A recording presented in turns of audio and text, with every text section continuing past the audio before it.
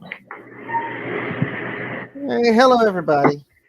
We're going to be doing World War II history today, and I got the wonderful Anthony Vasquez joining me today on the panel.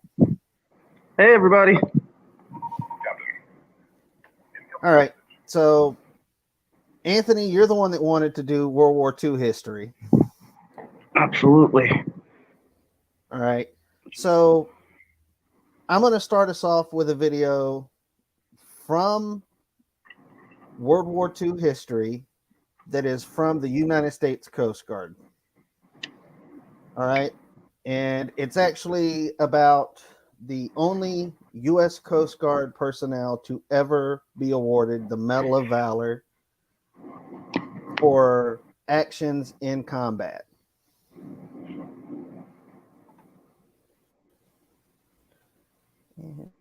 Let me get this set up real quick.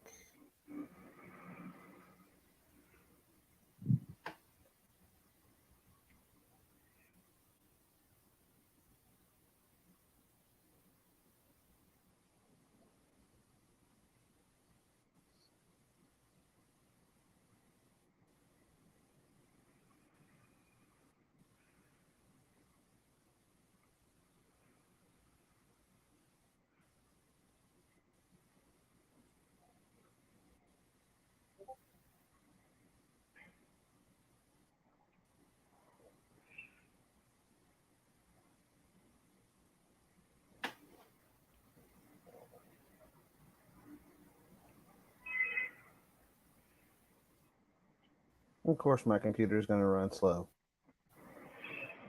Always when you go live, it's going to be slow.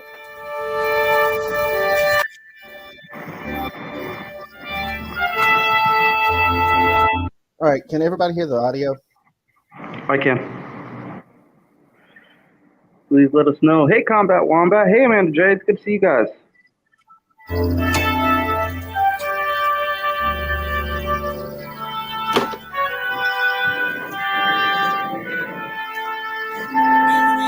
Every evening since his homecoming from the Army in World War II, Mike Cooley comes to Laurel Hill Cemetery to strike the colors, the same flag he raises every morning, no matter the weather or the aches and pains of his years.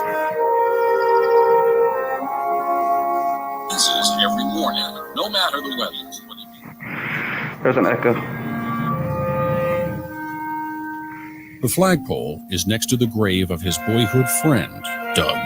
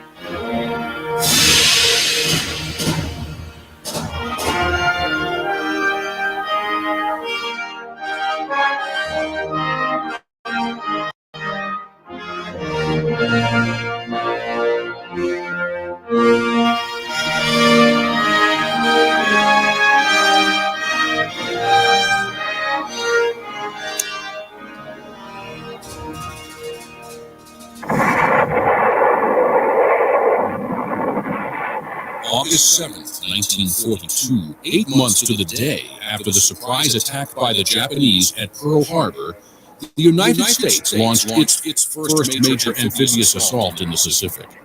The targets, 2 specks on charts of the Solomon Islands, Tulagi, and Guadalcanal. Henderson Field, the only existing airbase for hundreds of miles, gave Guadalcanal vital strategic importance, and both sides knew it. One of those going ashore that day was a 22-year-old first-class signalman of the United States.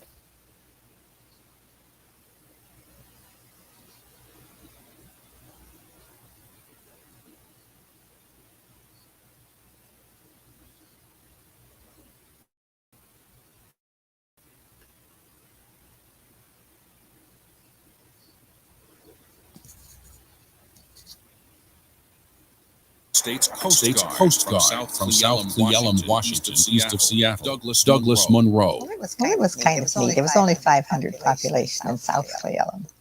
And we went to high school in Cle Elum.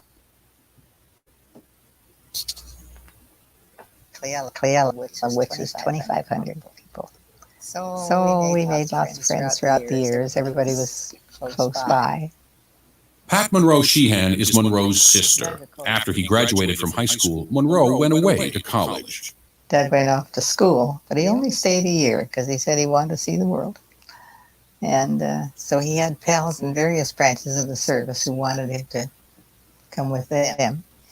And he checked it all out. And he said he was going to join the Coast Guard because he said they saved lives. It was at the recruiting office in Seattle in 1939 that Monroe's path crossed that of another young man who would become his best friend and shipmate all the way to Guadalcanal. Ray Evans went on to make a career of the Coast Guard and retired a commander in 1962. Came out of high school and looked for a job all summer in 1939, and it was a very poor time for jobs. And went to the Coast Guard, and they said they had not taken a recruit in 7 years. And that was all through the Depression, of course. And they called me back in September and said, "Are you still interested? We've got 7 openings." And I said, "Yes, I am." When I got to the federal building on September 18th, Doug Monroe was there, and he was one of the 7. And that's how it started. There was no boot camp then, so Monroe and Evans were quickly assigned to the 327-foot patrol gunboat USS Spencer. She was being transferred from Alaska to New York. They became signalmen and learned their rates while on weather patrols in the North Atlantic. But it wasn't all work and no play. Between bouts with his semaphore flags, bunting tosser Monroe had time to perfect his body slam technique in this ring on the fantail. In this home movie, he's the wrestler wearing dark boots. Yeah, we were together so much. And in those days, the soap was called the Goldust Twins. You know, they had the twins on the label. And that's what they called us. They many times couldn't tell us apart. I mean, we didn't look alike, but they would mix us up. The Goldust Twins were transferred to the attack transport Hunter Liggett, reporting to Coast Guard Commander Dwight Dexter. After Pearl Harbor, Dexter received orders to command the Naval Operating Base Guadalcanal, and Evans volunteered to go with him. The initial landing on the canal was relatively unopposed. The fiercest fighting would occur later. Monroe, however, went ashore at Tulagi, 20 miles across the channel from Guadalcanal, where the landing was a different story. 80% of the first wave of Marines were wiped out. The second wave fared little better. He went ashore at Tulagi with the third wave of Marines. The first 2 were wiped out. And he went ashore with the third wave. And that was before he went to Guadalcanal. And he had to be up on a shelf of rock way up high above the beach. And he was establishing ship-to-shore communications. And he said he could have dropped a grenade right on the Japanese below him, but he said it would give away his position, so he had to lay real quiet. And he said it was a very shallow place that he could dig out because it was all hard rock. And he said the tracer bullets kept going right over the top of him all night long. And he said the Marines were patrolling, and he said there was a row of bushes fairly close to him. And the Marines would go, and every time they'd go by there, they'd just spray it from their hip right through those bushes, just in case there was anybody there. And the next morning, they found, I forget whether it was 2 or 3 Japanese behind the bushes. And so then Commander Dexter sent for him to come to Guadalcanal. I don't know how he got in touch with him. But when their supply ship was sunk and when he arrived at Guadalcanal, all he was wearing was his khaki shorts and boots and carrying a rifle. And that's all they had. Besides the Japanese, there was another enemy that took countless lives. Evans and Monroe both fell victim to this enemy, the mosquito. If you didn't take your Ativan, you ended up with malaria. And there was a lot of dysentery and dengue fever, and It's jungle, you know. When you got back behind the airfield into the jungle, it was a mean place. It was a mean place. The place got meaner. Monroe and Evans often served as coxswains and crew on landing craft, taking Marines to various parts of the island. From the beaches, the Marines would fight their way into real estate controlled by the Japanese. Battalion major came down, and I don't remember his name. I don't think I ever knew his name, really. He talked to Dexter, and the next thing I know, commander is telling us, that Doug and I, that they were going to send this battalion, I guess it was a battalion of Marines, to land at Point Cruz. The plan was to surround an enemy force that was dug in on the Matanico River. Retired Colonel William Shanahan of the U.S. Marine Corps was a second lieutenant with the 1st Battalion, 7th Marines in September 1942.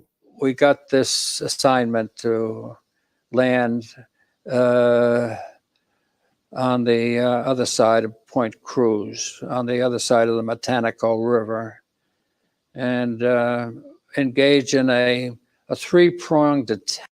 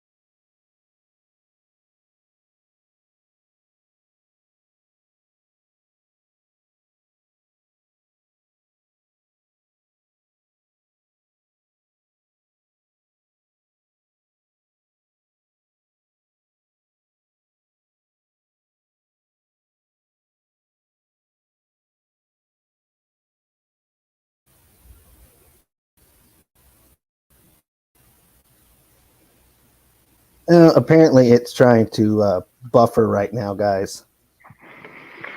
Hold on a minute. I'm getting Comcasted over here.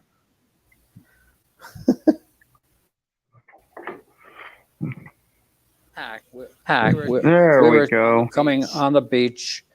Another unit was supposed to cross the river just up from the mouth of the river, and one was supposed to cross further up and then put the squeeze on the Japanese that were entrenched along the Matanico River. And so they came, we loaded up, I don't know, 10 or 12 infantry boats and 5 or 6 tank lighters, and under covering fire from a destroyer, Ballard made a mini amphibious landing. Unfortunately, we were supposed to land at the head of the cove, and we found a coral would not allow us to do that, so we had to make an abrupt right turn and land on the beach at the side. And we warned the major that immediately after they left the boats, he should have his men make an immediate left and go to the head of the to follow their plan. But as is often the case in battle, the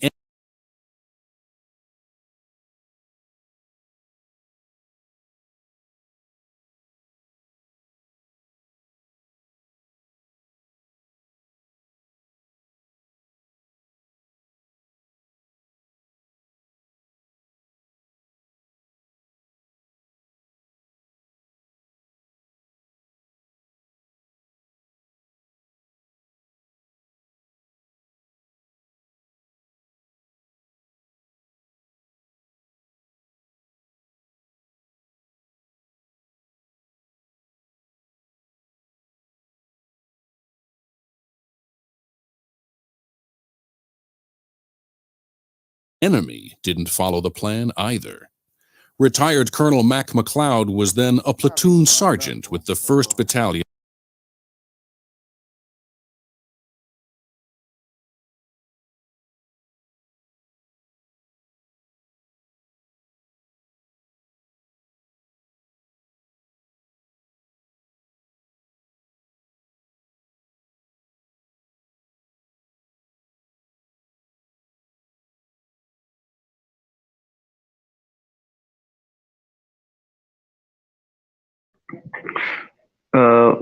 I'm wondering if it would work if I did it through my computer.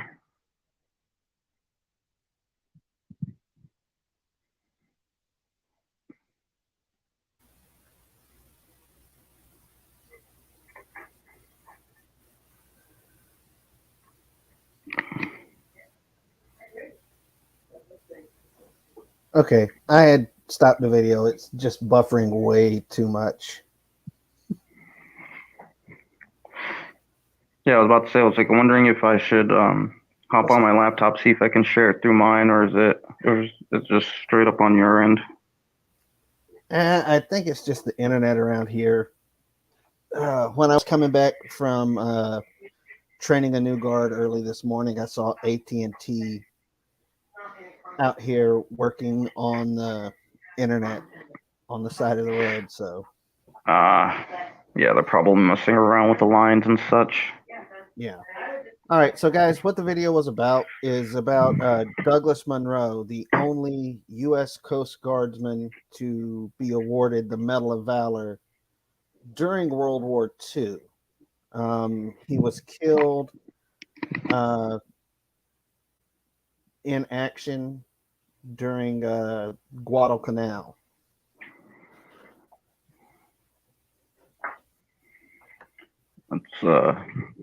It's an amazing story, and the fact that I'm very actually quite surprised that there was only one Coast Guardsman to win the Medal of Valor. We have a lot of people have a tendency to think the Coast Guard does nothing. They're actually very, very hard working men and women who protect the shorelines every day. They go out there, they save people's lives. They, of course, they go out, they chase the drug smugglers, gun runners that are constantly trying to make it their way into the country.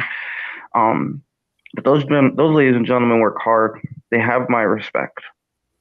They absolutely. The Coast Guard has participated in every single war that America has been involved in, from the Barbary Pirates War up to present date. They were even present in the war in Iraq and Afghanistan. As a matter of fact, it was Marine Recapture Tactics Team, U.S. Navy, EOD, and Coast Guard Maritime Safety Security Team and Coast Guard Maritime Safety Response Team that took over the oil platform in the Persian Gulf and took it away from the terrorists. Mm-hmm. So they are combat effective to an extent, and they've participated in every war. As a matter of fact, during World War II and D-Day, it was U.S. Coast Guard sailors. The majority of them were landing craft operators for the D-Day operation. Actually, I'm sorry to correct you on that. So it's been known that actually the landing craft on D-Day were British, were actually British carriers. The pilots for those boats were British. It was the Brits who did that actually. But they I'm sorry, I actually learned that from an episode of History Buffs. When they did Saving Private Ryan, there's the guy who says 30 seconds. He says, nope, that guy's supposed to be a Brit. Those landing craft on all the beaches were piloted by the Brits. I didn't mean to get in on that. Yeah, I was very surprised by learning that fact. I was very surprised myself. I was like, oh wow, I did not know that at all. But yeah, they were British. They were British. That was I'm sorry, I'm trying to pull my phone learn out of my something new pocket. every day. Oh yeah, absolutely. Yeah, they were Brits. There's a lot of misconceptions when it comes to certain aspects of World War II history, and we're not taught everything. I always tell people, you really want to go out and learn history, go read books, don't always just Google everything. You go out there, you find a real good book about World War II, and you will fill yourself with knowledge of things you did not know. I was speaking to commentator auditor earlier about a story that I'm going to profile here in a moment that I'm sure not a lot of people know about. About a certain massacre that happened in France during World War II that was actually put in an American movie. If anyone's ever seen the movie The Patriot, it's actually a story from World War II, and a lot of things we think we know, but we don't know. About D-Day, about World War II in general. Lots of stories from Pearl Harbor. The man was named after, his name was Anthony Cucci. He was the mayor of Jersey City, where I was born, and he was at Iwo Jima. He was a Marine at Iwo Jima. I believe he even got to see the famous flag photo of them putting the flag up, the American flag up, which I believe was Iwo Jima. He got to witness that as well. Yeah, the flag raising at the top of Mount Surabaki on Iwo Jima. Yep, he was there for that. And yeah, guys, I remember hearing that story as a kid and being blown away by that story. It's, like I said, man, there's a lot of things about history we know, and then a lot more than we really don't know. It's World War II history is one of my favorite eras of history to learn about. It didn't just make us the country we are today, it did, but it changed the world, from the start to the finish. The atomic bomb would not have been here had it not been for World War II. It's a wealth of history has happened within just our initial entrance into the war between 41 and 45. Changed everything dramatically. And that's not, and like I said, not even counting what was happening in Britain at the time. The Battle of Britain, you got the Dunkirk, by the way, if you guys want to watch, I go watch the movie Dunkirk by Christopher Nolan. That's a real good movie. It's not super historically accurate, but it's pretty damn close. A Bridge Too Far, another real good historical movie that it gets real close. It gets very, very close to what actually happened at these battles. Operation Market Garden, which is considered to be one of the biggest failures on our side of World War II. 12,000 men were dropped during Operation Market Garden. 3,000 of them came back. We lost a lot of men during Operation Market Garden. Well, we lost a lot of men altogether during World War II. But again, there's been a lot of wars that America has been involved in, and World War II kind of changed and shaped history for us as far as how we used to battle to how we do battles now. World War II, we started battling, in cities, in urban areas, from rooftop to rooftop, and in church towers and everything in World War II. Yeah, what's it called? Close quarters combat essentially started in World War II, because before then, during World War I, you had trench warfare, which had its own horrors. But with World War II, we got very, very close, going door to door, street to street. It was very, it was city street fighting. The fighting we see in now, when you look at wars like the Iraq War, Afghanistan, where we're going door to door, even Vietnam was, very closed in, close quarters combat, which in World War II was unheard of at the time. Mm-hmm. It changed. Another thing about World War II is it brought on the creation of special units. The British Commandos were created during World War II.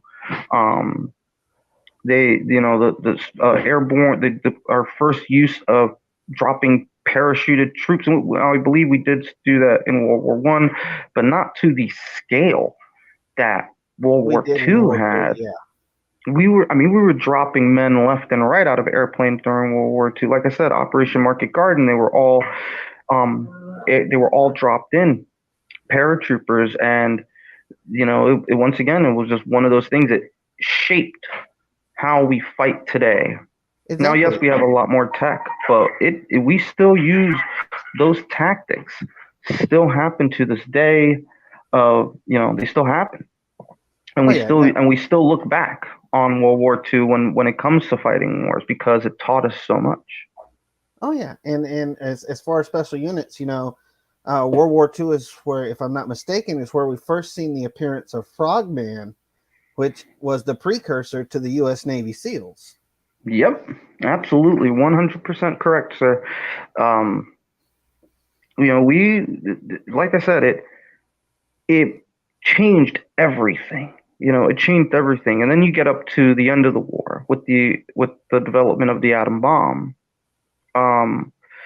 Whether you see that as a good or a bad thing, it still changed everything. We now have these weapons that enough of them could effectively destroy the world, and that happened due to the fact that we were fighting the Japanese so hard, and we were winning.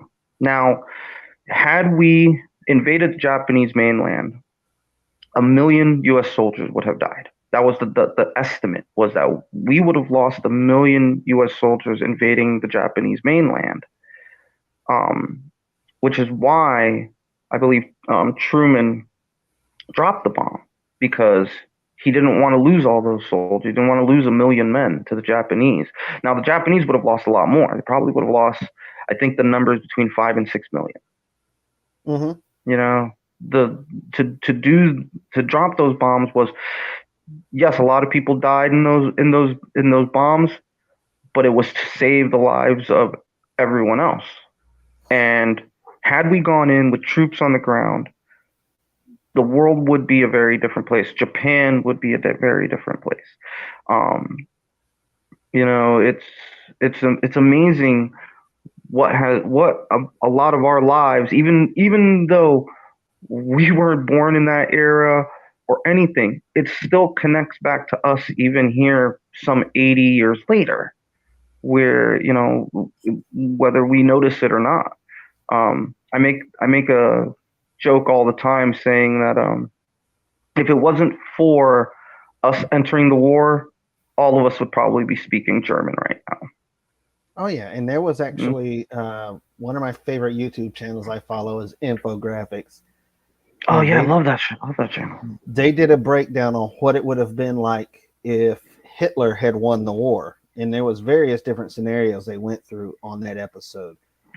And I would suggest everybody, if you like history that much, check out Infographics. And there's some other channels, I'd have to look them back up, that do strictly animated cartoon style episodes going over things that happened in history. Absolutely. I would also suggest, if you guys like to go watch it, History Buffs, if you're a movie and a history fan, which I'm both, go watch it. Go learn about some of the historical accuracies and inaccuracies in those movies. I just recently watched Wyatt Earp. I just recently watched the video about Wyatt Earp, and while that movie got a lot of things right, it did get a lot of things wrong. It did condense things in certain eras and times that happened into one story, because it's a movie, they have to do it for time constraint. But it teaches you that, the movies, what they get right, what they get wrong, and just how close they get. Saving Private Ryan has a lot of inaccuracies, but the accuracies that you see in that movie are mind-blowing. There's a scene in Saving Private Ryan where two American soldiers are coming up on two what seems to be German soldiers. They both have their hands up and they're trying to they're speaking in a language. Now, when I was a kid and I saw that movie, I thought they were speaking in German. And though the two American soldiers shoot those Germans, even though they have their hands up and no weaponry. Well, I learned during history buffs that those were not German soldiers. They were Czechoslovakian soldiers, and what they're actually saying is, I'm not a German, please don't shoot, please don't shoot. So when you learn that and you see that scene again, knowing that they're not German soldiers and they're actually giving themselves up because they were conscripted into the German army, and they still get shot and killed by these soldiers. One of the soldiers says, "Look," one of the other soldiers says one of the American soldiers says to the other American, "What were they saying?" He goes, "Look, I washed my hands for supper." You're gonna find out that those guys they didn't even want to fight. They were telling them, "I didn't kill anybody. I didn't kill any Americans." They didn't even want to fight. They were dragged into that war because the Germans were so ruthless and taking everybody they could and conscripting them into the German army. And that it changes your view of World War II history and what happened there. Yeah, I mean, and everybody assumes that everything was done and over with once the atom bombs were dropped, but we still had the war tribunal trials going on after the war. I mean, you had the trials going on over in Germany for the German war criminals, and then you had the ones in Japan. Yeah, the Nuremberg trials were the ones in Germany, and we also have to remember the atrocities that not just the Germans did, but the Japanese, the Bataan Death March, the bridge over the River Kwai is not just a book or a movie, guys. That actually happened to those British soldiers building that bridge. They committed a lot. The Chinese are still upset with the Japanese to this day over what they had done to the Chinese people, what the Japanese had done to the Chinese people, because they basically enslaved them and murdered them. A good story is the Doolittle Raid. Now, when Doolittle crashed his plane, he was helped by some of the they were helped by the locals. They were helped by some what we'll call the Chinese underground, essentially. But in retaliation for helping them, they killed something like I think it was a lot. It was thousands upon thousands. I can't give an exact number at the moment, but thousands upon thousands of Chinese were murdered in retaliation for that group helping Doolittle escape through China. And the Chinese never forgave them. And I could absolutely understand why. Because they were so ruthless to them. They were just beyond ruthless. They were, barbaric in their torture of the Chinese and anybody else they came across that they saw inferior. There's the story of the island of Saipan, where they had basically indoctrinated the whole town into believing that when the Americans came, they were going to be killed, the women would be raped and eaten, and when the Americans came to liberate them, men and women would jump off cliffs and throw their children into the ocean because they were so indoctrinated by the Japanese and so scared of the Americans.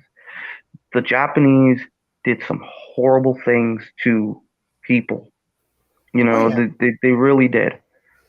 Yeah, I mean, there was one I just seen about 2 or 3 weeks ago where it was 2 Japanese soldiers that were put on trial during the war tribunals in Japan, and they were charged with war crimes because they wanted to see how many people they could kill with their swords, and went on I forget what town it was in, what city it was in China, but they went through this whole city and just started slicing people with their swords.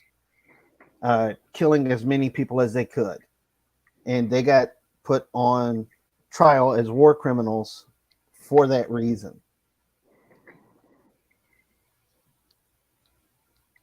Yeah, so there was, I've actually looked it up because I thought that would be interesting. I believe, hold on, let me just make sure I got it right. The Wikipedia post is called "Contest to Kill 100 People Using a Sword." The contest to kill 100 people using a sword was a contest between Tosaki Mukai and Tsuyoshi Noda, two Japanese officers, which took place during the Japanese invasion of China. The goal of the contest was to see who could kill 100 people the fastest while using a sword. The two officers were later executed on war crimes charged in their involvement. Since that time, the historical event has been hotly contested, often by Japanese nationalists who seek to invalidate the history of the Nanjing Massacre. That's what it's called. The Nanjing Massacre. Let's see. Look at its accounts here. So, in 1937, two newspapers actually covered the contest, in which two men were described as vying for one another to be the first to kill 100 men with a sword. The competition supposedly took place en route to Nanking prior to the infamous Nanking Massacre and was covered in 4 articles from 30th November 1937 to the 13th of December 1937. The last two being translated in the Japanese advertisers. Both officers supposedly surpassed their goal during the heat of battle, making it difficult to determine which officer had actually won the contest. So it was a contest. I mean, that's horrifying. You know? Oh, yeah. My goodness. Oh, yeah.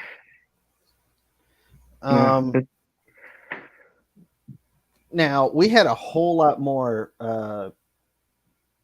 paratrooper divisions and stuff in the U.S. Army back during World War II.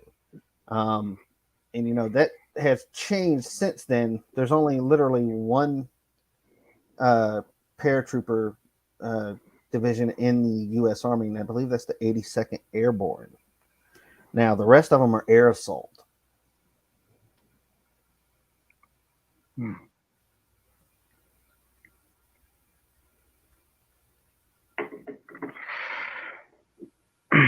Excuse me, sorry. All right. Let's see. All right, I'm going to bring Mark up. Yeah, awesome. Definitely. More people to talk with this about. Yeah, right. I'm going to drop down for just a second while I switch to my laptop so that way I can be able to share stuff. So give me 1 second, all right? I'll be right back. All right.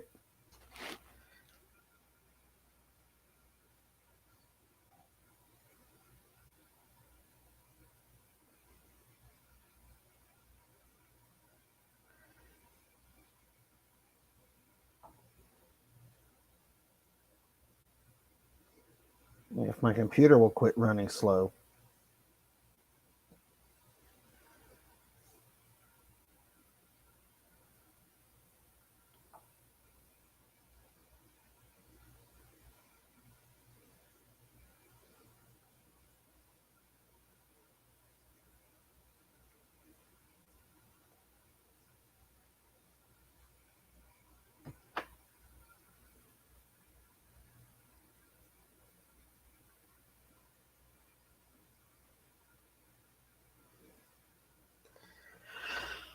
Okay, so I just pinned the StreamYard message.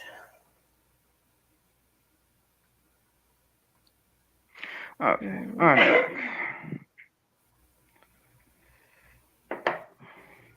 See if we can get Anthony back up here. There we go. I'm here. I have returned. All right, guys. Mark says I'll go empty the bladder first. Yeah, you go do that, my friend. I'd also like to bring up, because it's a it's a part of history that we as Americans don't really speak of very often, is the Japanese internment.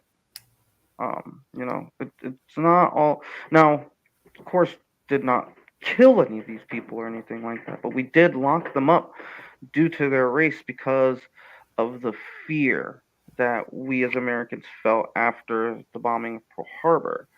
Um, if you guys didn't know, the lead singer, no, the Mike Shinoda from Linkin Park, his grandparents were interned in internment camp here in the States. Um, we've even have guys, we even have our own dark history when it comes to um World War II. We do. As much as, like we said, we don't like to admit, but we did. You know, a lot of people say, like to try to see in black and white, but when it comes to war, everything's shades of gray, ladies and gentlemen. Unfortunately, everything is shades of gray.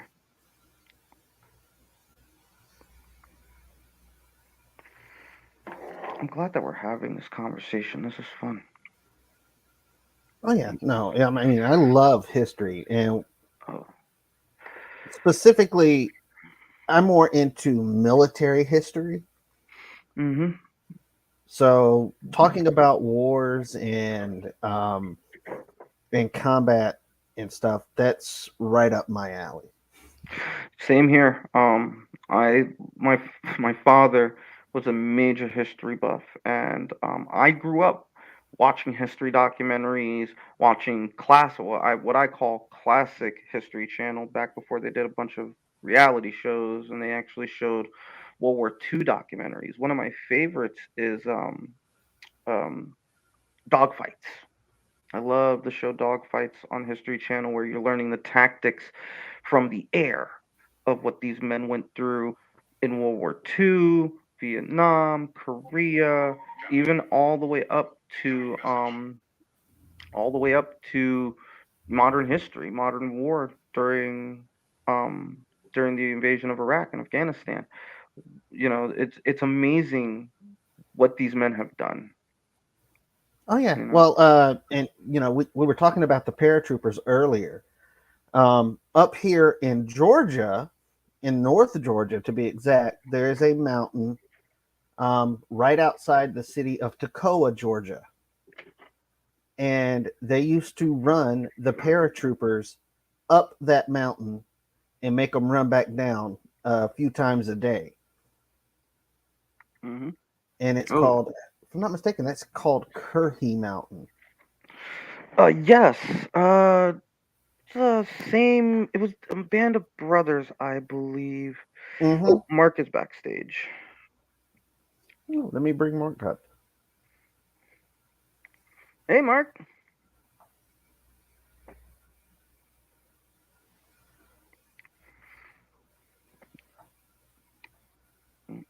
There he is. Hey, Mark, how you doing?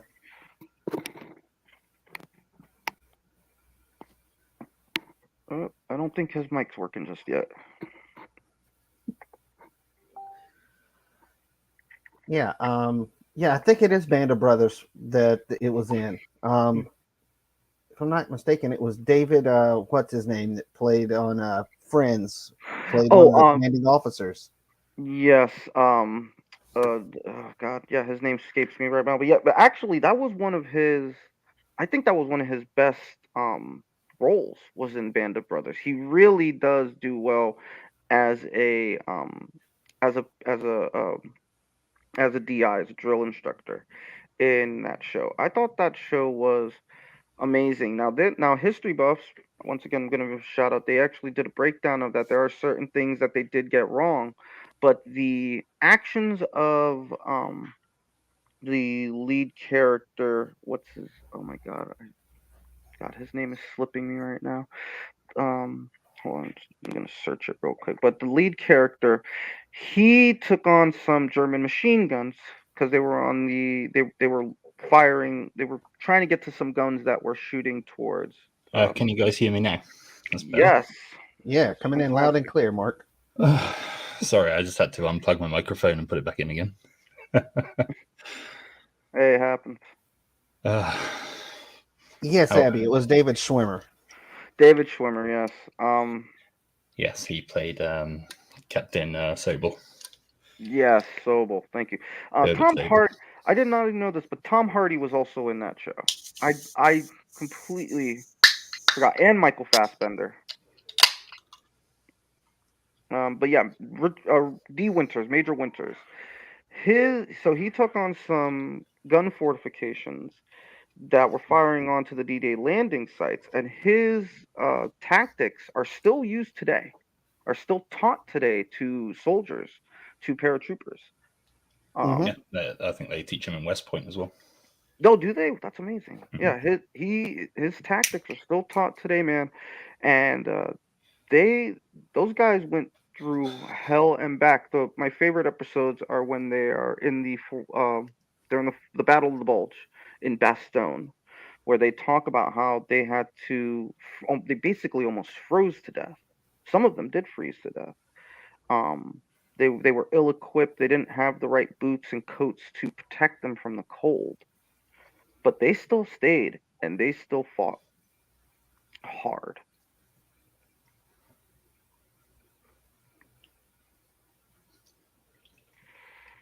Poor battered bastards at Bastogne. Yep, exactly. Mm-hmm. Yeah, Salacious says Winton Children is one of the most amazing stories to come out of World War II. Winton never told a soul, not even his wife, and that is just proof he was a superhero. I tell you what, if you guys really like watching videos on the Second World War, I know a couple that I've been watching recently is The Untold Past. They have a lot of stuff on like war trials and war crimes trials and what have you. And the other one is it Mark Fenton? Hang on. Yeah, Mark Felton Productions. He's got some really good documentaries as well. So if you guys like military history and World War II history, that's a really good place actually. Get some Well, it's easy to remember my wife's birthday because of military history for me. Her birthday is November 10th, which also happens to be the birthday of the U.S. Marine Corps. Oh yeah. Oh yeah. My dad would have loved that, man. And Ed, we got any Marines out there? I'm not a Marine, I'll just say, but semper fi to you gentlemen. You guys are some hardcore MFers out there, man, and the Marines have my respect. Abby said don't forget Schindler's List as well. Yeah. That actually brings me back onto a point that I was going to mention before I had microphone issues. When I came in, we were talking about the rape of Nanking. Mm-hmm. Now, Nanking, of course, was the Chinese capital at the time. It's since moved, of course, but and one of my favorite stories about that is that there was a German. He was actually a politician, but he was in uniform, and he set up a refuge center. He was a member of the Nazi Party, and he set up a refuge center in Nanking. And every night he would go out and he would actually rescue. He went out in his car full Nazi flags and everything.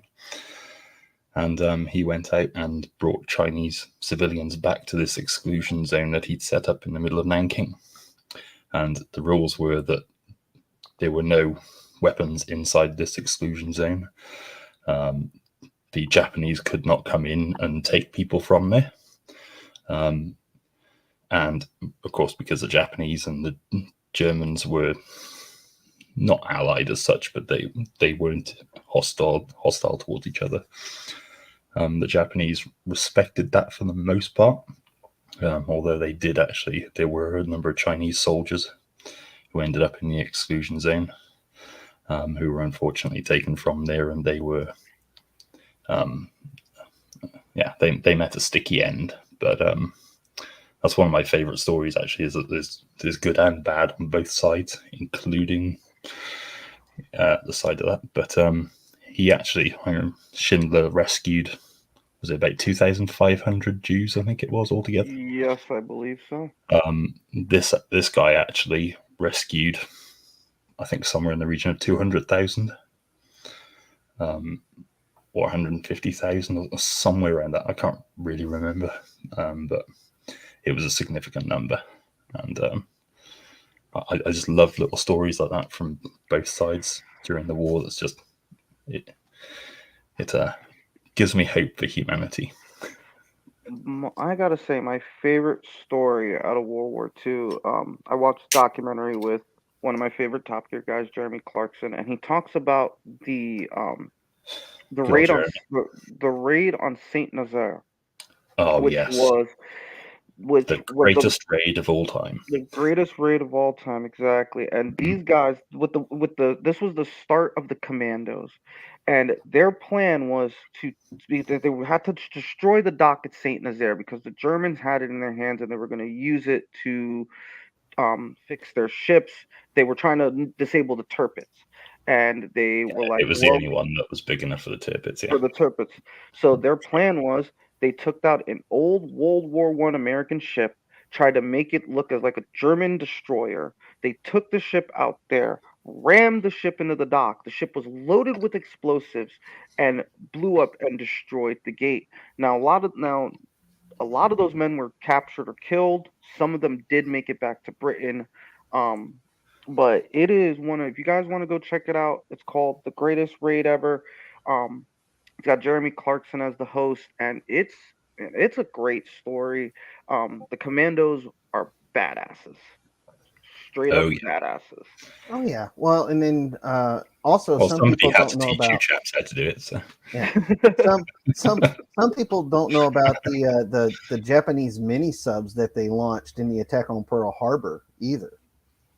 Yeah, absolutely. Hey, Janice, honey, it's good to see you. Yeah, the Japanese mini subs, they didn't know about those during Pearl Harbor. There's also the two men they sent to the D-Day landing sites to test the soil to make sure that the tanks wouldn't sink when they got on land. And these guys had to sneak in a British X craft, go and test the soil to make sure that the tanks could handle it, because we were worried that the minute they got on there they would just immediately sink into the sand and be useless. So those guys, they had to go in the dead of night with the Germans on the horizon watching and test these waters without getting caught, and they did it. They absolutely did it.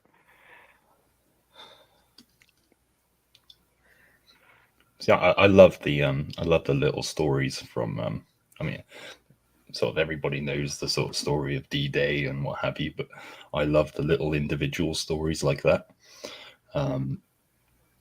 It's one of the reasons why I'm interested in reenactments and things like that, is that you get to really understand everything. Yeah, when you look at those kind of stories. I would assume that being in a reenactment actually opens your eyes more to history than reading any book, because it's almost like you're there. You know what I mean? Like it's not. It's close. It's close to being there. Well, there's this company that I know of that's out in, I believe it's in Texas, where they take you up in actual replica World War II fighter plane, and it's basically laser tag or paintball in the sky. Okay, I might just have had an orgasm. I'm not gonna lie. Yeah, I'm going to Texas. Where and when can I do this? Because you're in Texas right now, Anthony. Yeah. I must know where Lucky this place bugger. is. I'm sending you a plane ticket, Mark. I can't do this without you. Commentator Arthur, Hell yeah. come on over.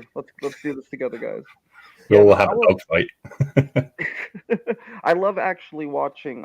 There's I can't remember the channel name right now, but there's a group of channels out there that will do. They will use a computer game, a World War II history computer game, and try to, like, there's one where could A-10 Warthogs have stopped the attack on Pearl Harbor? What if it's like what if we figured out nuclear missiles before D-Day and everything? Would we have won? Would we have lost? And it's actually pretty surprising. The one with the A-10 Warthogs, they were shot down quite quickly, actually, despite the fact that they were faster and had more powerful weapons. We think, oh well, they just would have wiped the floor, but no. You have to imagine there was something like 300 planes or something like that during during Pearl Harbor, the attack on Pearl Harbor, something like that. Yeah, it was somewhere around 300. Yeah. Somewhere around 300 planes. Just two A-10 Warthogs ain't gonna do the job, no matter how fast they're going, because eventually someone's gonna shoot them and get them down. And Yeah. Either that or they run out of ammunition, and yeah. Well, It's there famous. was one World War II cartoon channel that I was watching where they went over some weapons that probably a lot of people didn't know about that Hitler had in the planning. And one was a huge tank they called a land cruiser, and it had not just a huge, it had a turret off of a battleship for the cannon on it. And then it had the anti-aircraft guns on the back of it. This thing was huge. What's another real big? They just did a movie on it, but I don't think we talk about it as much. But the Battle of Midway. The Battle of Midway produced some very great heroes because these were all dive bombers. You know, they're all dive bombers. They weren't supposed to release their weapons until the very last moment, the very last second, and you got to have some balls of steel to put a plane into a dive straight out of Japanese carrier, straight out of Japanese aircraft carrier and destroyer, and drop these bombs out of, and you're fighting flak fire. 50 cals are hitting you left and right. And you're going to see it come in as well because you're literally facing it. Exactly, and I mean, this guy just had then, like I said, balls of steel to do that, to continue the fight, and Midway was a bit of a turning point because it basically showed the Japanese that we were not messing around. The Japanese thought that they were just going to bowl right over the U.S. Navy, and nothing was going to come of it, and they were going to attack the U.S. West Coast, and they got pretty close. So they got to the Aleutian Islands, but it showed them America's in it to fight, and we will win. And it gave Japanese pause. It gave the Japanese pause of like, all right, we gotta take a moment here to realize that we are not fighting who we thought we were gonna fight. We were talking about the British Commandos and stuff, and strokes of genius. But I just got to say that the way that they worked out who or what the target was of the attack on Midway is just absolutely phenomenal. Yeah, like I said, American man, intelligence knew this stuff then.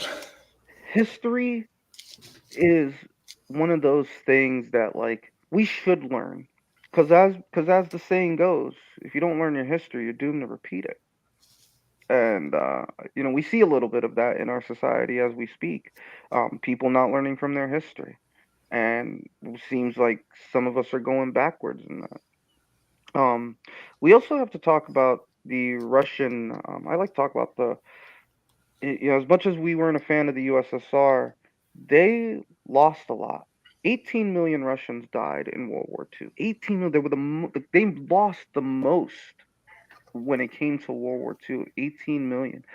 And some of the greatest heroes. I mean, there's the Russian female soldier who they called like the widow of death or something, because the German soldiers were scared of her. They were terrified of her. And the Night Witches, the fighter pilots. Yeah, they were, their contributions in World War II should not be ignored as well. As much as we feel about the Russian people at this time, back in the past, they took a lot. They took a lot. Then again, Hitler wasn't that great at planning, which means he must have been real crappy at the game of Risk. But he did not learn from Napoleon, basically. Yep. Oh, yeah. Now, there's an estimated of 40 to 50 million people that died during World War II. Yep, that's a lot. That's a lot of people to die within. Let's say when the official start of the war was what 1939 Yeah, to September 3rd, 45. 1939 to September 2nd, 45. Yeah, that's a lot of people to lose in 6 years. Yeah. It very much depends on which whose history you sort of listen to, but yeah, that's the official line. Yeah. Yeah, an estimated 500 or 5,800,000 Poles died. Hmm. 298,000 Americans. 4,200,000 Germans and 1,972,000 Japanese. Yeah, the death tolls were, if we had death tolls now, people would be up in arms like that. But back Yeah. then, man, it's insane the amount of people that were lost, and we're not just talking about soldiers, civilians as well. People just they lost their lives. I remember reading about Dunkirk and hearing about how Dunkirk was basically bombed flat. The Germans had basically bombed the whole town to nothing. And, the civilian deaths were just astronomical. They lost a lot. Another thing is we always make fun of the French. Oh, they gave up, they gave up, they gave up. But we do not give enough credit to the French underground because they helped us a bunch. Hmm. Without them, we would not have made the inroads in France without the French underground. The French people really did fight. Yes, their military did give up, and that's it is what it is. They were coming up against the German war machine. The Germans had technology that we hadn't even thought of at that time. I mean, the MG42, well, yeah, Nazi machine gun, but still one of the best machine guns created by human beings. I mean, even American soldiers were shocked at the speed at which an MG42 could shoot. That's why they called it Hitler's buzzsaw. You know. Then again, we had the Thompson, and that basically, the Thompson and the M1 Garand. Don't but their war machine was immense. It was huge. I'm not surprised that people were so fearful of the Germans because it was just astronomical. Hmm. Oh, yeah. Well, I mean, if you look at the MG42 machine gun that the Germans had, I forget what country it was, but some country down the road had taken the MG42 machine gun and adopted it with some tweaks to it as their military's machine gun. Yeah, you do have to give the Germans credit when it came to weapon building. I mean, the Tiger tank. Tiger tank was almost unbeatable. I mean, they did the larger bore gun than a Sherman. Oh, yeah. They were terrifyingly effective war machines. But like we've said before, we learned from those and made tanks just as comparable. And of course, over time, they got better and better. But they didn't, for the atrocities they committed, their technology and their way of building things it was top notch. It's why the precision of a German vehicle is amazing. If you ever look at a Mercedes, they're just phenomenal vehicles because the Germans know what they're doing when it comes to engineering. Oh, yeah. Well, I mean, I also want to give us some credit in this as well. I mean, one of my favorite military planes to ever come out of any war was during World War II, because I'm a huge aviation buff as well. You'd better say a Spitfire. I'm just saying. Well, the Spitfire's I'm number joking, 2 I'm on joking, the I'm list. joking. The Spitfire's number 2 on the list. Up at the top is the F4U Corsair. Ooh, yes. Yes. I'm a P-51 Mustang fan. Spitfire is number 2, and then number 3, the Messerschmitt. Messerschmitt, you could pull negative G in a Messerschmitt.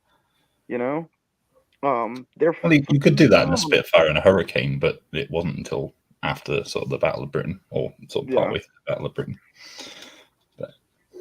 Shout out to Rolls-Royce engines, man. Those things are phenomenal. And speaking of the Battle of Britain, coming back on to the point you raised earlier about the French, I mean, if it wasn't for them, there would have been no British army coming off Dunkirk. They were the ones who put up the rear guard. They were the ones that really kept the Germans at bay for as long as they did. Mm-hmm.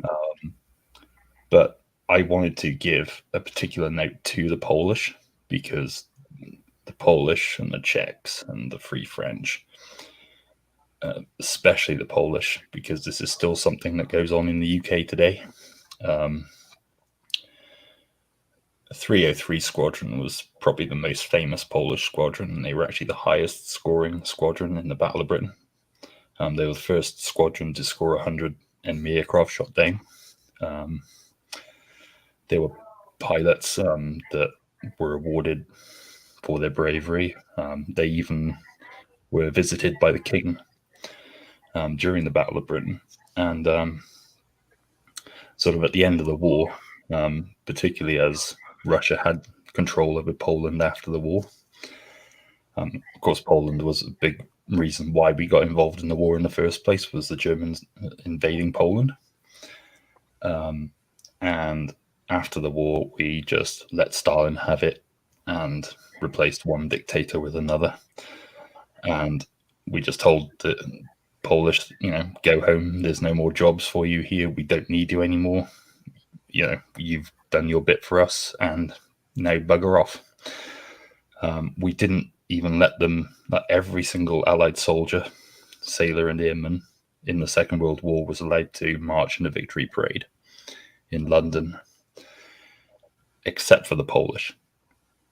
In fact, 303's commanding officer, who was Canadian, he was allowed to march in the parade, but he turned it down. He said he was going to stay on the sidelines with his men, which is a massive...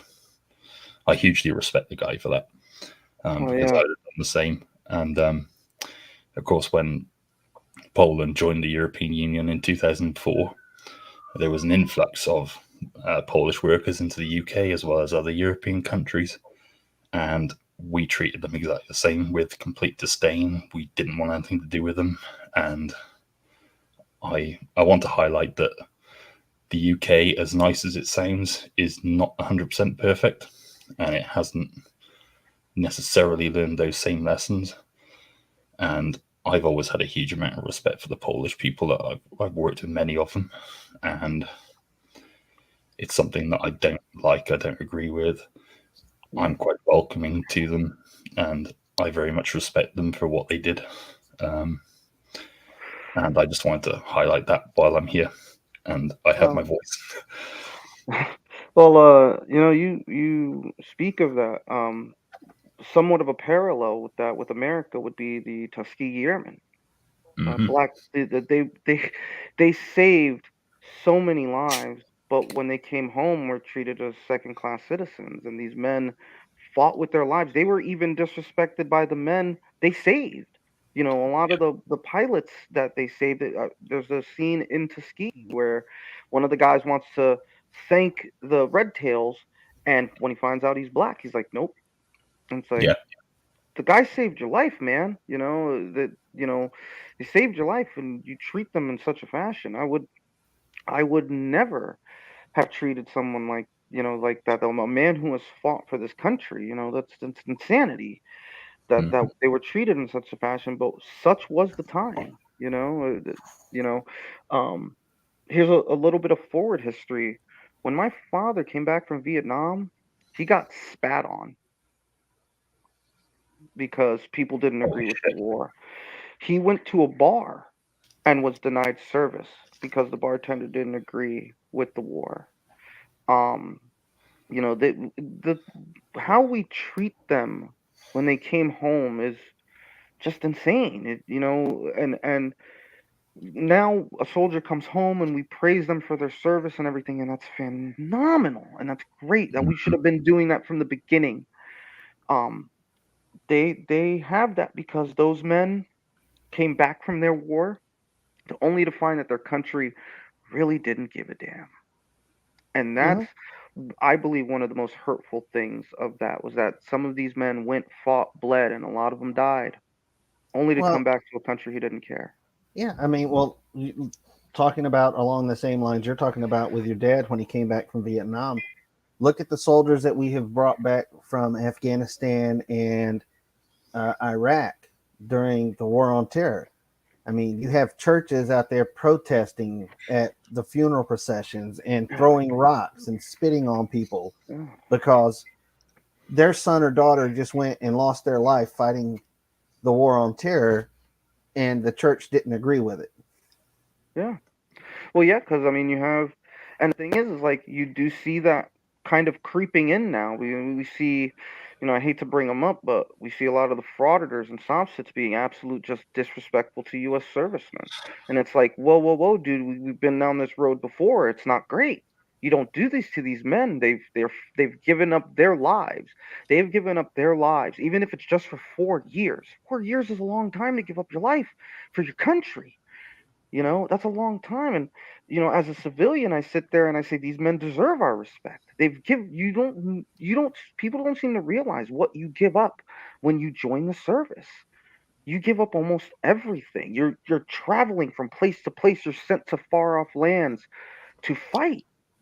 And you come home and then you meet someone like Glenn Serio who gives you absolutely no respect. And it's like, this is craziness. This is insane. You know? Oh, yeah. I mean, it's nuts. I mean, my brother-in-law, right? My sister's husband joined the army as an MP. All right, same career field as Blue Bacon, Mhm. but he joined in 2007. He got deployed 3 times to Afghanistan. I remember on his last deployment when he came back, we threw him a welcome home party at one of the state parks, Amicalola Falls, up here in North Georgia.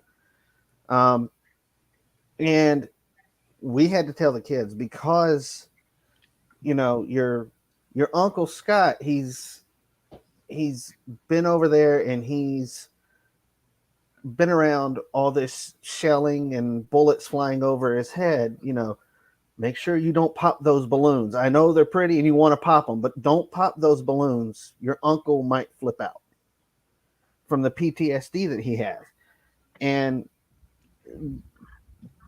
brought him home met him at the airport. We started to bring him up to Amicalola Falls uh,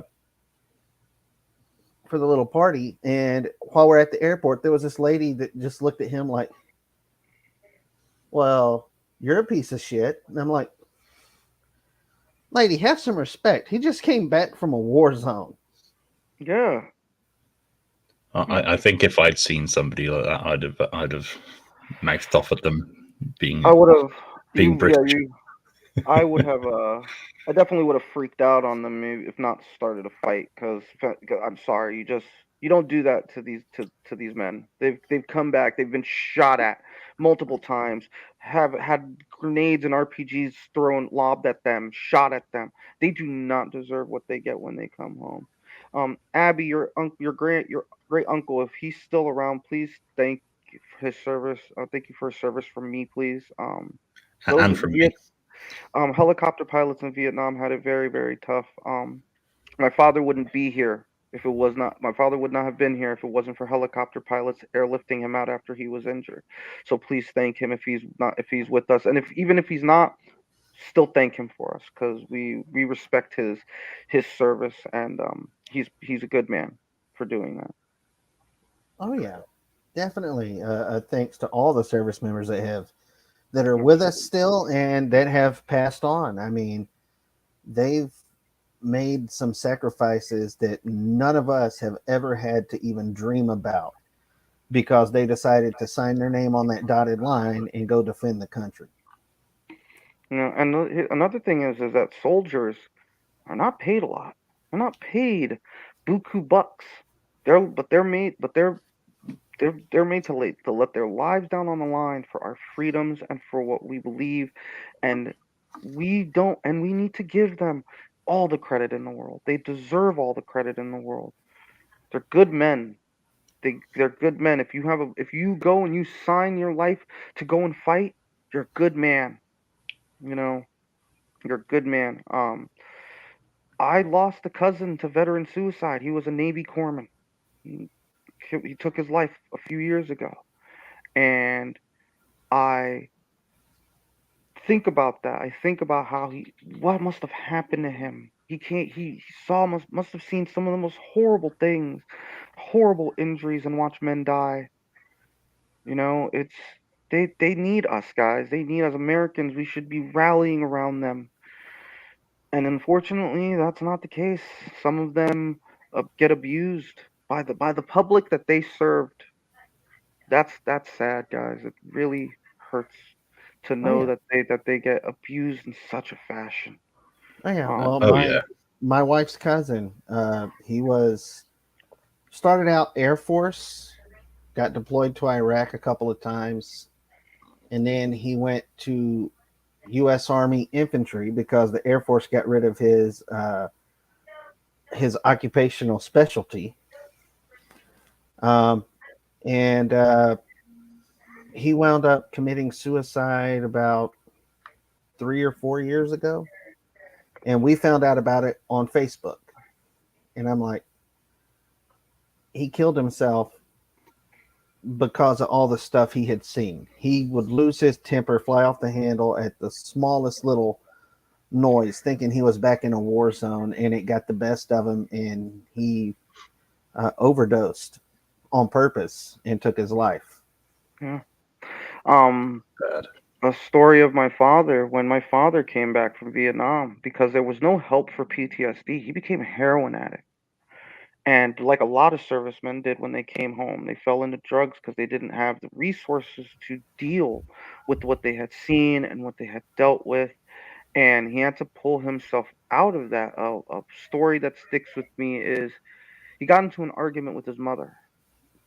And he got so angry that he went out with a tire iron and bashed all her car windows because he was so angry and he didn't know how to face what he was dealing with because like I said there was nothing for them. There was nothing for them when they got home. They came home from fighting from a war only to be ridiculed and messed with by the public, spat on, treated like crap, all because they signed up and were sent by their government to fight in a war that the rest of the country didn't agree with.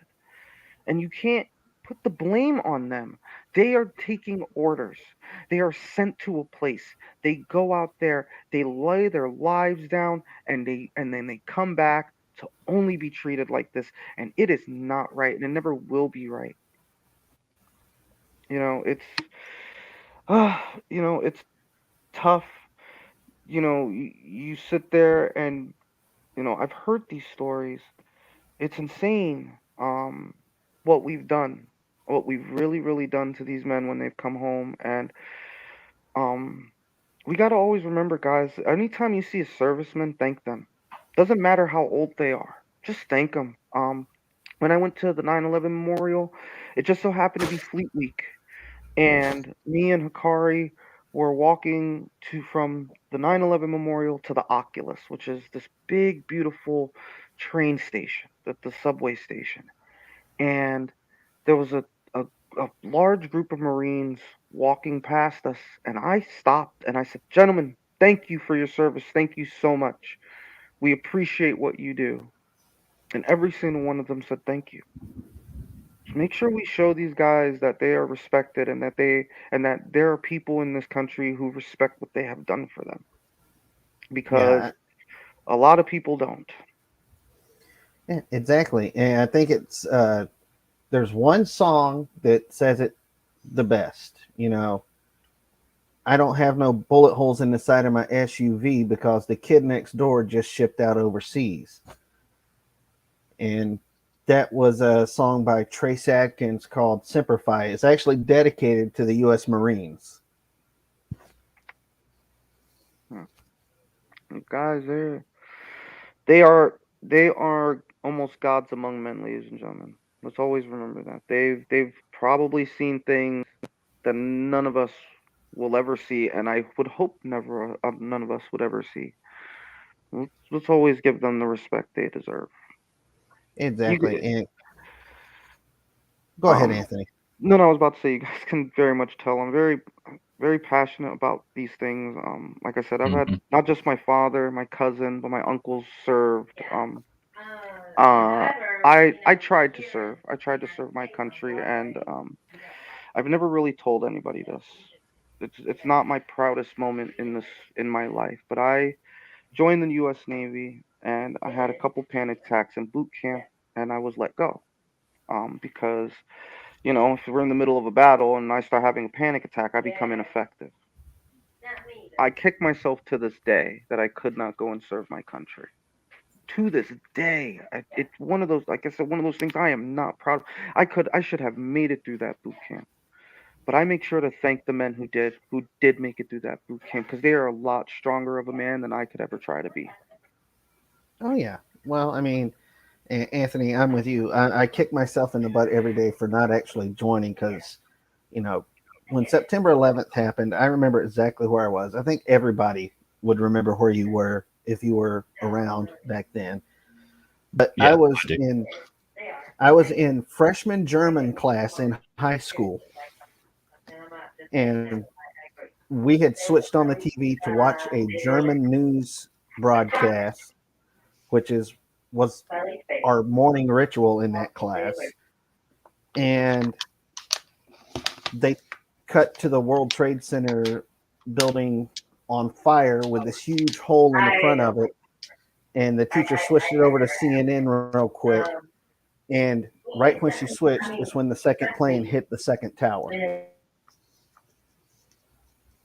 And I kick myself in the butt every day for not joining. I was in study hall, and a teacher came in and said the plane had hit the trade center, and we all thought like little single engine plane, nothing like a airliner. And my next class after was auto mechanics, and my teacher didn't have a TV in that class, but he had a radio, and he was telling us everything that the radio was saying, that there was a bomb at the Pentagon, which we later found out was another plane. And it wasn't until my next class, which was history class, we got in and they had a TV, and the first tower had collapsed. And I walk in and I look at the TV screen, and my first response, because I had seen nothing, was, "Where's the first tower? Where's the other tower?"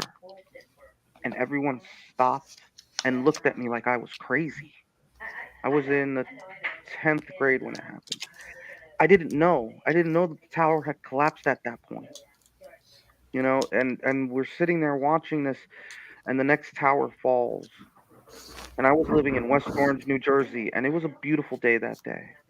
And I went home after school, and I went onto our balcony of our apartment, and I looked over to New York, and it's just this big hole with this big old cloud of black smoke coming from it. And I stood there in awe, standing there watching this, thinking this is something I never thought I would ever see in my young life. And here it was happening not 20 miles, 20, 30 miles away from me. It was one of those things that, it, like many, it's etched into our minds forever where we were on that day and what we all saw.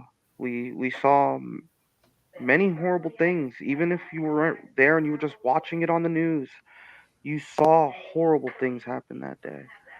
Oh Um, yeah, and then the misinformation that was spread around during that day, oh like yeah, I've lived here in the Atlanta area my whole life, and everybody knows the CDC in downtown Atlanta houses every virus and disease known to man at that particular CDC building.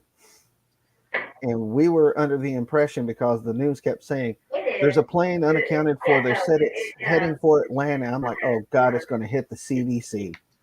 right. Oh my God. Yeah, no, there was. I remember. I remember them saying when we were in school. I remember them saying there's another plane coming for the Empire State Building. Um, there was. I remember we went to Jersey City, New Jersey, which is where I was from, and to go to the memorial and everything. And they had the jets flying over, and even those jet engines made everybody look up. We knew they were there. We knew they were going to be coming around and circling, but the fear of the planes were just real, and people were terrified. I was terrified. I remember watching. God, I watched CNN for weeks afterwards because we were all just scared it would happen again.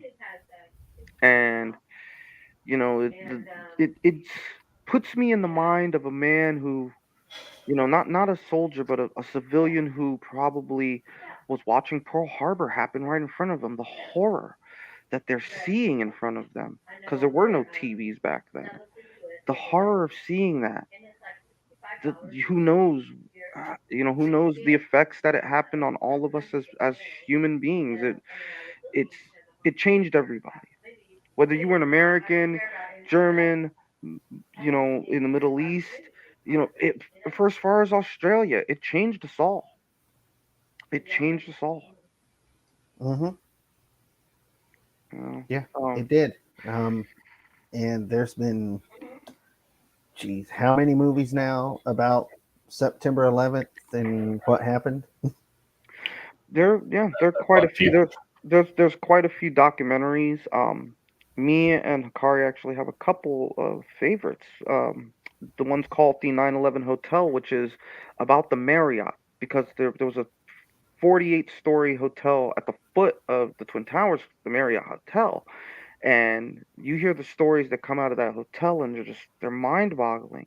And I'm then sure there's I've seen that. there's the other one by the Naudet brothers, where they were actually there. They were doing a documentary about this firehouse that was very close to the Twin Towers. They were the only, I think, one of the only ones to capture the footage of the first plane hitting the towers, and they were in the lobby when everything was going down. Guys, if you please go and check out the Naudet brothers documentary about 9/11.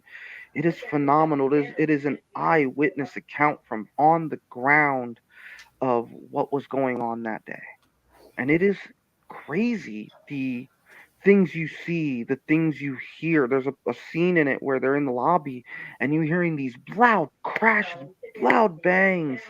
And they said they didn't realize it, but those are the people jumping. And they're hitting the ground, they're hitting the top of the awnings and the building, the things with such force. You could hear them. Bam, bam, bam. It's crazy. It's insane how these events unfolded, you know? And it's a very good documentary. It's well done, and you see what gets me the most is seeing the firefighters and the police faces when both towers are collapsed. It's almost a look of defeat. It's almost a look of defeat of, oh my God, what are we gonna do? But what they did was they pulled themselves up and they started digging, looking for anyone they could. Unfortunately, they didn't find many, but you once again, another group of men that always have my respect, the NYPD and FDNY. They picked themselves up, went there and dug, looking for people to save. Mm-hmm. Yeah, and it wasn't just NYPD that was there on the scene with FDNY. You also had the New Jersey, New York Port Authority police, Absolutely. and they were responsible for the safekeeping of the towers. Also, there was a Port Authority police office in one of the towers. There was also local FBI agents from the FBI field office in New York City there as well.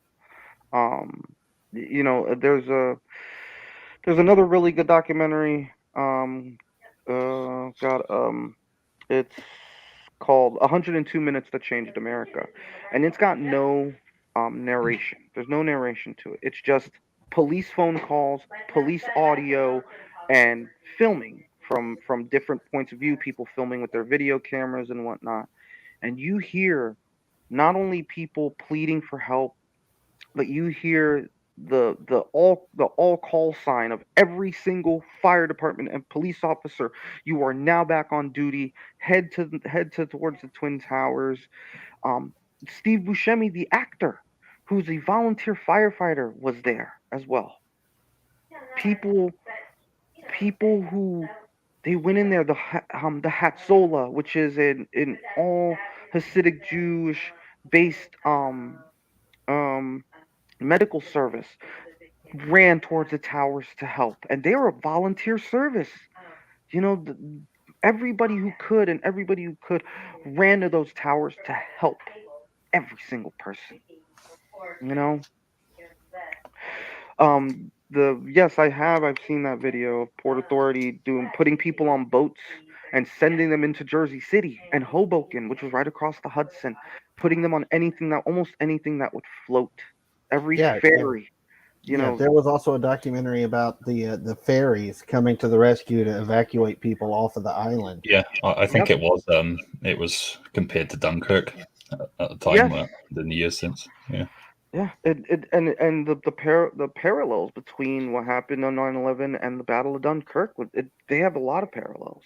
Um, the only difference was soldiers and civilians, but they were all people just saving other people, and it's amazing the heroics of that day. Their heroics are comparable to the heroics of men in World War II.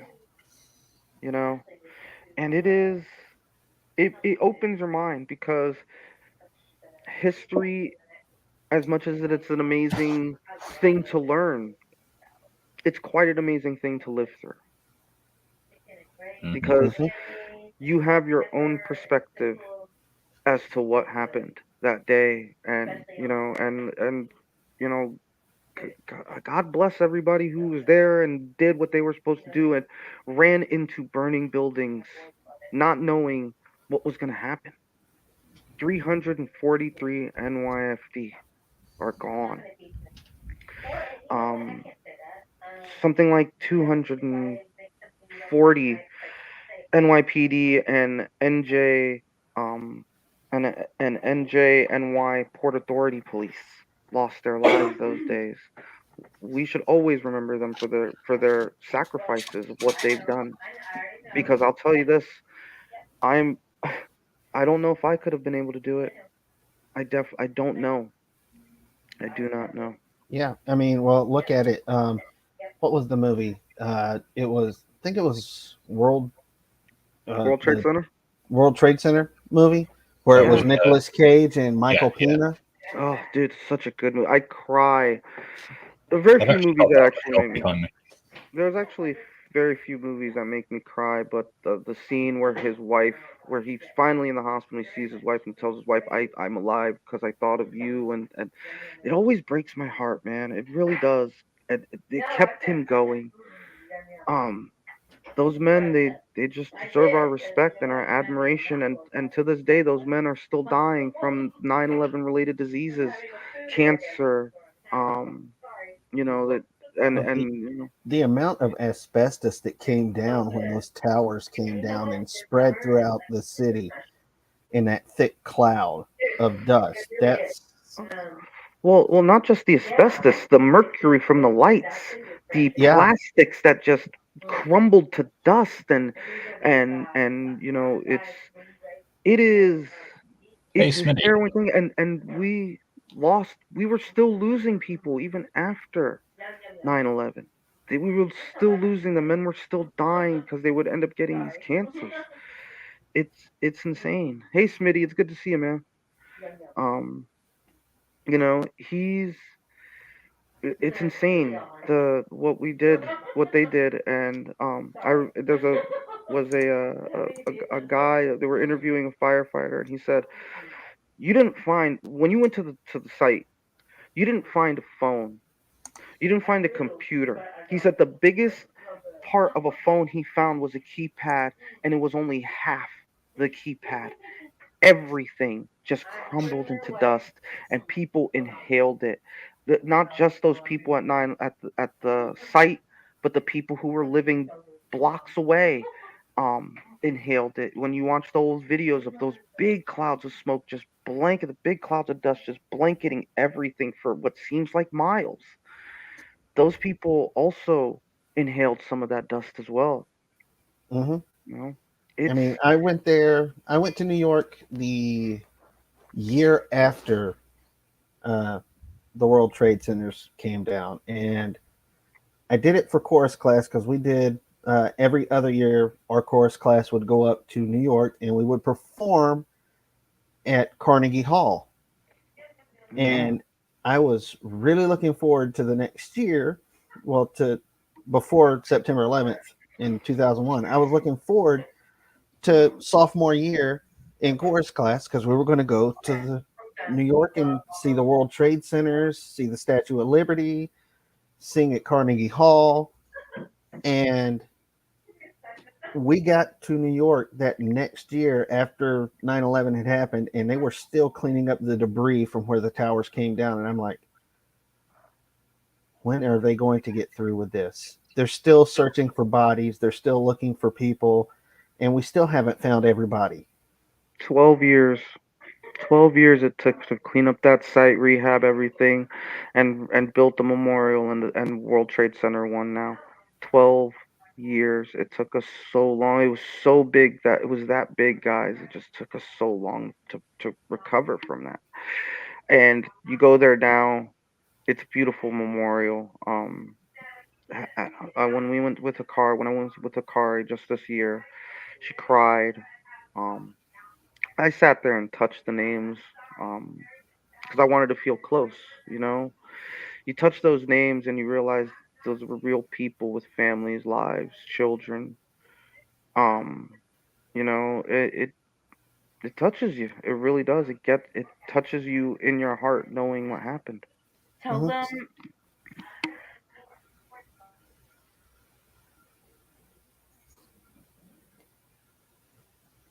All right, guys. I'm going to uh, go ahead and end the stream because we got 15 minutes till Blue Bear's premiere comes out. Absolutely, guys. Yeah, guys. If you guys aren't subscribed to Blue Bear, please go and subscribe. He's got his premiere for his second video in 14 minutes now, guys. So please go check him out. He's fantastic content creator, guys. You'll love him. All right, and everybody, I know most of you guys are already subscribed to me and Anthony, but anytime you guys want to have a chat, just hit me or Anthony up in either one of the Discords. We'll be glad to do a live stream on pretty much anything. Yeah, guys. Yeah, we love to talk about stuff, not just frauders and sob-sits and chili for all of us, guys. We love talking about history. We love talking about cars. We love talking about nerd stuff. Tonight on Mando Mike's channel, we'll be having a nerd stream, and we're just going to be talking about all things nerdy, from Star Trek to Star Wars to Halo to anime. It'll be a little bit of everything, guys. So check us out over there tonight. We'll be having some fun, and yeah. Anthony, you want a car geek out? My first car, 1972 Monte Carlo with a 383. Dude, I saw that comment and I'm jealous. I'm so jealous. You know what my first car was? A 1986 Cutlass Oldsmobile Sierra. I didn't even get a regular Cutlass. I had the V6. That was my first car, but it had the vinyl top. It was gray with a blue vinyl top. Man, do I miss that car. It was like a tank still. That was my first car. Hey, the Monte Carlo is still sitting in the yard here. Yeah, I love cars. You guys, yeah, I'm gonna show myself here for a second. We will be having a cars live stream. I'm thinking Tuesday or Wednesday. CA, you're more than welcome to come. Mark, I'll be having as many people as I can. We're just gonna talk about cars. So if you guys are in the cars, or you guys know someone who's in the cars, send them our way, because we're just gonna be nerding out on cars on either Tuesday or Wednesday. I gotta decide which day we're gonna do it on. But yeah, guys, we're gonna be doing that very soon. Yeah, absolutely. Oh, yeah. And Mark, thank you for dropping by and coming on the panel. No worries. I managed to get a little bit in there, but yeah. All right, guys. We'll see you next time. Later, Take care, everyone. everybody.